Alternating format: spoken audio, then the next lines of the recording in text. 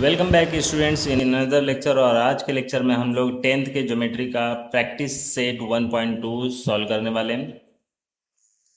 इस practice set को solve करने के लिए आई होप आपने सारे थियरम्स को जितना अभी तक हमने कंप्लीट किया है उसे आप रिवाइज कर चुके होंगे और उन्हीं सारे थियरम्स का यूज़ करने वाले हैं इस प्रैक्टिस सेट 1.2 को सॉल्व करने के लिए जैसा ज़रूरत पड़ने वाला है। ठीक है, तो चलो फिर स्टार्ट करते हैं प्रैक्टिस सेट 1.2 बिना टाइम वेस्ट किए। जिसमें पहले क्वेश्चन को अगर हम देखेंगे तो क्या कह रहा है कि इधर पे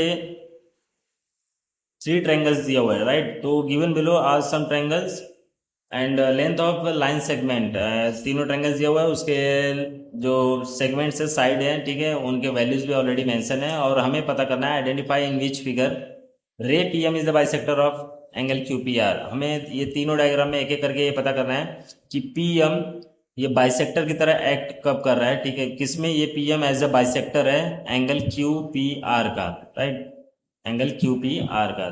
ठीक है, इस सम को सॉल्व करने के लिए हम जो थियरम यूज करेंगे वो कौन सा है, वो रहने वाला है converge of angle bisector theorem. ठीक है, तो स्टूडेंट जैसे कि मैंने ये क्वेश्चन नंबर 1 के फर्स्ट डायग्राम को मैंने ड्रॉ कर लिया, उसके क्वेश्चन को मैं जो डायग्राम था, ठीक है, वो मैंने इधर ड्रॉ कर लिया, triangle P Q R value मैंने पुट कर दिया। अब ये पता करना है कि पी एम ये ray P M Q P R का एंगल बाइसेक्टर है कि नहीं। ठीक है, जिसमें आप क्या करने वाले हो कि आप देख रहे हो जैसे मैंने बताया था ये टोटल 3 साइड है, 3 साइड में वन साइड 2 पार्ट में डिवाइड हो जाता है और रिमेन 2 साइड एज इट रह जाता है। तो जो रिमेन साइड है उसका रेशियो पहले निकाल लेंगे। ठीक है, तो सबसे पहले मैं यहाँ पे लिखने वाला हूँ इन गिवन फिगर,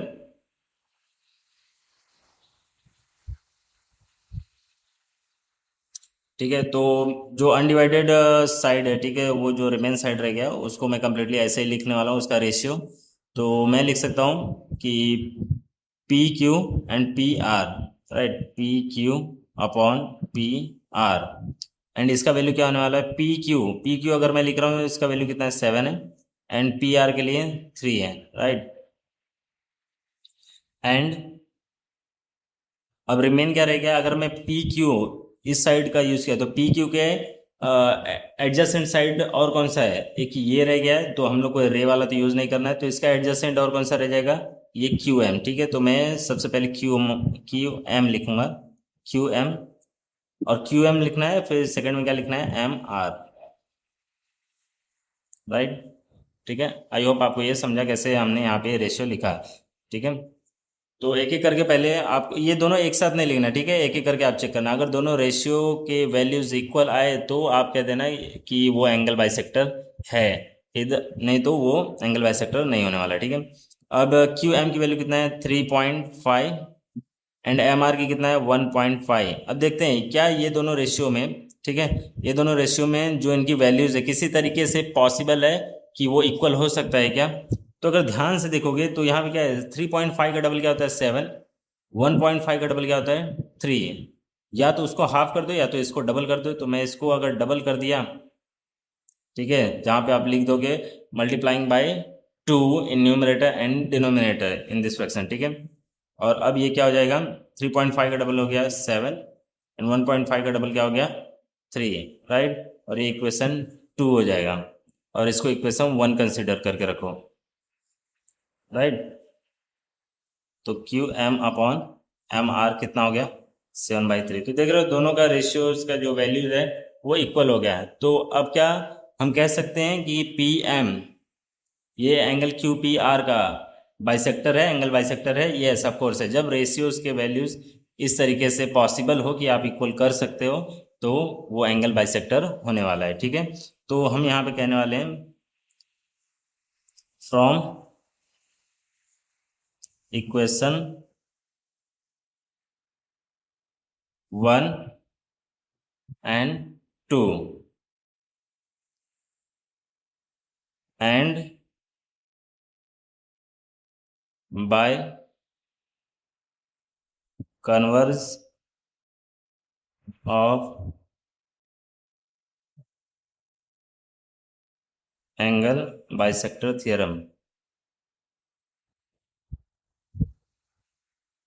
ठीक है, तो ये सारे कंक्लूजन से हमें क्या समझ में आएगा कि P Q upon P R ये इक्वल हो रहा है किसके, Q M upon M R, क्योंकि दोनों के जो रेशियोज के वैल्यू हैं वो इक्वल हो रहे हैं। एंड अब converse of angle bisector theorem भी अपन यूज कर रहे हैं, तो converse of angle bisector theorem की वजह से क्या होने वाला है कि अगर रेशियोज की वैल्यू इक्वल आ रही है तो वो बाइसेक्टर होने वाला है, ठीक है।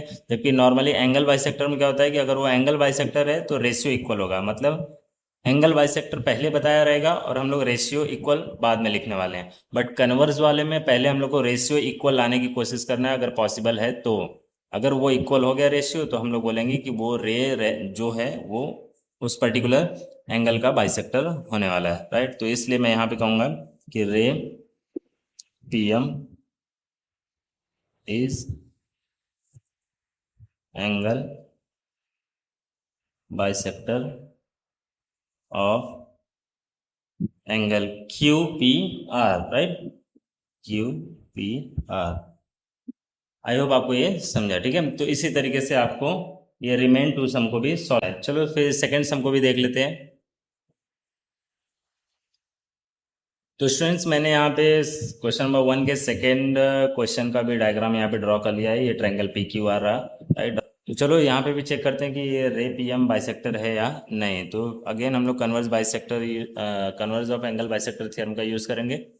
सबसे पहले जो अनडिवाइडेड साइड है, ठीक है, रिमेन टू साइड, उसका रेशियो ले लेते हैं। आप चाहिए तो आप पहले इसका भी रेशियो ले सकते हो, ठीक है, इन गिवन फिगर, ठीक है। चलो इस बार इसको ही लेके देख लेते हैं पहले, ठीक है। ऐसा कुछ नहीं है कि पहले ये जो साइड से बचा हुआ उसी का रेशियो लेना है, आप इसको भी ले सकते हो। तो मैं पहले इस बार, ठीक है, इसको यूज़ कर लेता हूँ।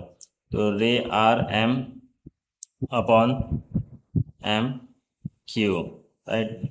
आर एम की वैल्यू कितना है 6 और इसका कितना है 8। ओके, इसको ऐसे ही रहने दो पहले तो, फिर उसके बाद एंड, ठीक है। ऐसा क्यों मैं बोल रहा हूँ, क्योंकि सेकंड पार्ट लिखने के बाद ना मुझे ऐसा लगता है कि सेकंड पार्ट लिखने के बाद हमें दो ऑप्शन चूज करना रहता है, या तो मल्टीप्लाई करके इक्वल करो या तो डिवाइड करके इक्वल करो, ठीक है। तो वो जब लिखते हैं रेशियो ना तो फिर उसके बाद प्रिडिक्ट करना आसान है। ऑलरेडी जो सॉल्व किया रहता है उसको तो पता ही है, बट मैं एज ए स्टूडेंट अगर ये सॉल्व कर रहा हूँ तो कैसा होने वाला है वो आपको बता रहा हूँ, राइट। और मैंने आर से एम की तरफ गया था, इसलिए मुझे आर से पहले पी की तरफ जाना पड़ेगा, आर पी, ठीक है। Are P upon P Q, P Q. तो आर पी की वैल्यू कितना हो जाएगा 7 एंड पी क्यू का कितना हो जाएगा 10। अब देखते हैं क्या 6 के टेबल में ऐसा कुछ है जो 7 के टेबल में हो सकता है, राइट। क्योंकि ये दोनों को इक्वल करना है ना, इक्वल करने के लिए या तो इसको मल्टीप्लाई करेंगे या तो इसको मल्टीप्लाई करेंगे, या सम टाइम क्या होता है दोनों को मल्टीप्लाई करना पड़ जाता है, राइट। तो 6 टू जा 12 होता है, 7 टू जा 14 होता है। ऐसे ही आप काउंटिंग चेक करते जाओगे तो 6 7 जा 42 मिलेगा और 7 6 जा 42 मिलेगा। तब जाके ये दोनों न्यूमरेटर इन दोनों का इक्वल हो सकता है, राइट। तो मतलब कैसा हो गया कि ये वाले रेशियोज में मैं 6 के साथ 7 का मल्टीप्लाई करूँ और ये वाले रेशियो में 7 के साथ 6 का मल्टीप्लाई करूँ तो इक्वल हो जाएगा। बट अगर मैं इधर 7 से मल्टीप्लाई किया तो ये तो 42 हो जाएगा, राइट। और इसको 6 से मल्टीप्लाई किया तो ये भी 42 हो जाएगा, और कोई तरीका नहीं है इन दोनों को जल्दी से इक्वल करने का, राइट। ओके, तो अगर मैं इसके न्यूमरेटर को 7 से मल्टीप्लाई किया तो इसके न्यूमरेटर को 7 से मल्टीप्लाई करना पड़ेगा, तो 8 7 जा कितना हो जाएगा 56 हो जाएगा। एंड इसके न्यूमरेटर को अगर 6 से मल्टीप्लाई किया हो तो डिनोमिनेटर को भी किससे मल्टीप्लाई करना पड़ेगा 6 से, 10 6 जा 60। अब देखो ये इस केस में क्या हो रहा है सेकेंड क्वेश्चन में कि न्यूमरेटर इक्वल हो पा रहा है बट डिनोमिनेटर दोनों का इक्वल नहीं हो पा रहा है। मतलब यहाँ पे ये दोनों रेशियो का जो वैल्यू है वो किसी तरीके से पॉसिबल नहीं हो पा रहा है आपस में इक्वल होने के लिए। तो जब इक्वल नहीं हो पा रहा है तो ऐसे कंडीशन पे हम कहने वाले हैं कि ये दोनों रेशियो क्या है कि अनइक्वल हो जाएंगे, और जब अनइक्वल है तो मतलब यहाँ पे रे पी एम जो है एंगल बाइसेक्टर नहीं है, राइट। तो वो हमने इधर पे नोट डाउन कर लेंगे।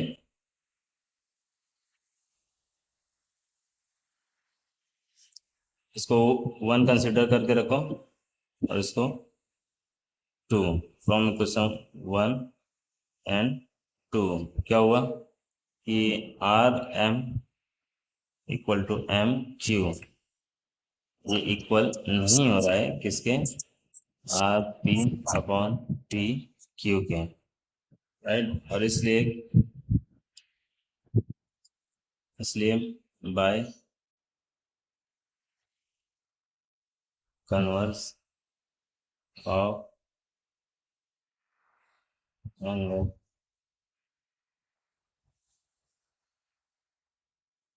बाइसेक्टर, इसलिए by converse of angle bisector theorem मैं यहाँ पे क्या लिखूंगा, ray P M is not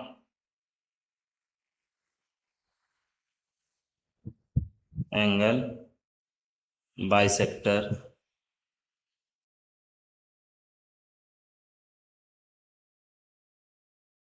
okay, तो इस तरीके से इसको भी सॉल्व कर सकते हैं। और फिर इसके बाद क्वेश्चन नंबर 1 का थर्ड भी रह गया है, और वो थर्ड क्वेश्चन ये वाला है जो कि रह गया है, तो इसको आप खुद से ट्राई करोगे, जिसमें आप 9/10 देखने वाले हो एंड 3.6/4 देखने वाले हो, राइट। और आप जब इसको सॉल्व करोगे ना, 9/10 को 4 से मल्टीप्लाई कर देना, न्यूमरेटर एंड डिनोमिनेटर को, एंड QM/MR को 10 से मल्टीप्लाई कर देना, तो आपको इक्वल रेशियो मिल जाएगा। और इस बार PM रे PM QPR का एंगल बाइसेक्टर होने वाला है, ठीक है। तो ये मैं आप पर छोड़ रहा हूँ कि आप इसे सॉल्व करोगे और प्रैक्टिस करोगे।